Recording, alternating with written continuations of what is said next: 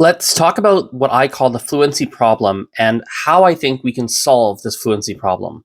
So, the fluency problem, the way I see it, is this: most people who try to learn a language are not successful. They're not. Whatever level of fluency they're aiming to reach, whether it's just conversational, fully fluent, bilingual, whatever level people are trying to reach, people don't reach it for the most part. They fail to reach it. And I believe it happens for three different reasons.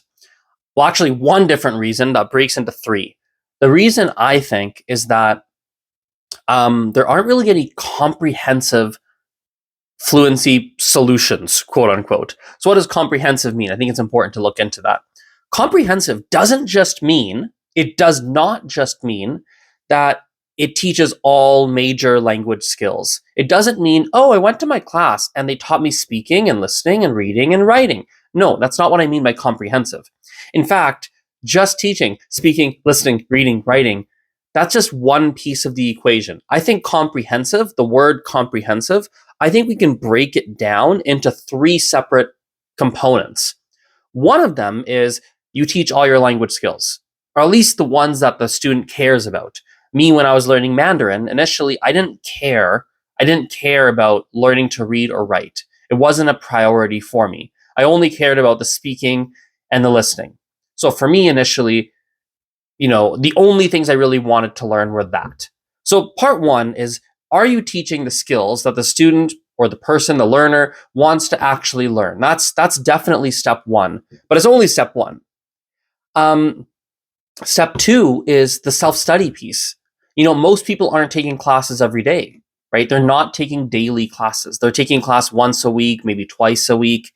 And if you're taking class twice a week, it's just not enough time to reach any level of real fluency. Now you might say, well, Azrin, I'm taking class twice a week and then I do my homework. Well, most, if not all teachers, they don't give enough homework. And they don't give the right kind of homework.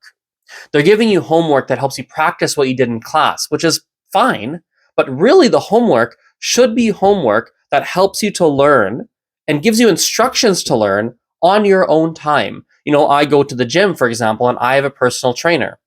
I get stronger more, or at least as much, in between my personal training sessions as I do in my sessions. Why?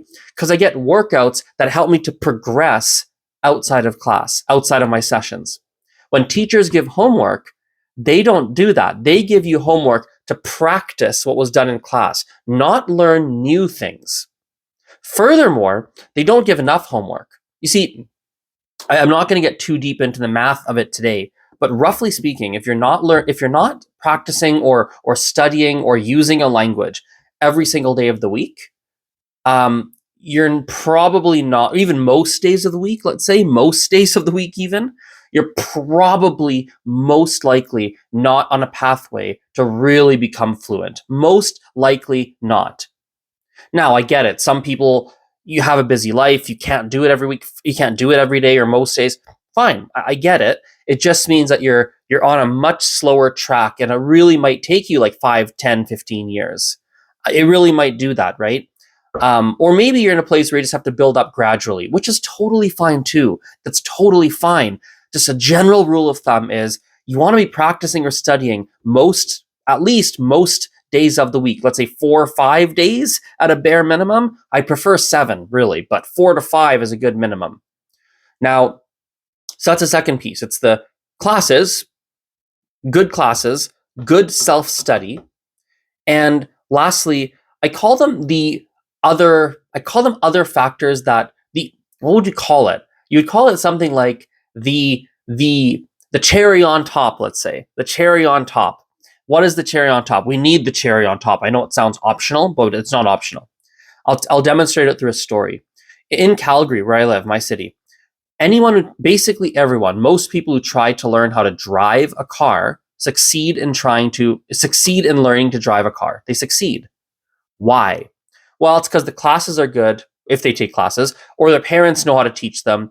The person is often quite motivated to learn. If they're not motivated, there's a lot of peer pressure, right? There's a societal factors of the fact that in Calgary, it's difficult to get by if you don't drive. So it's really convenient to drive.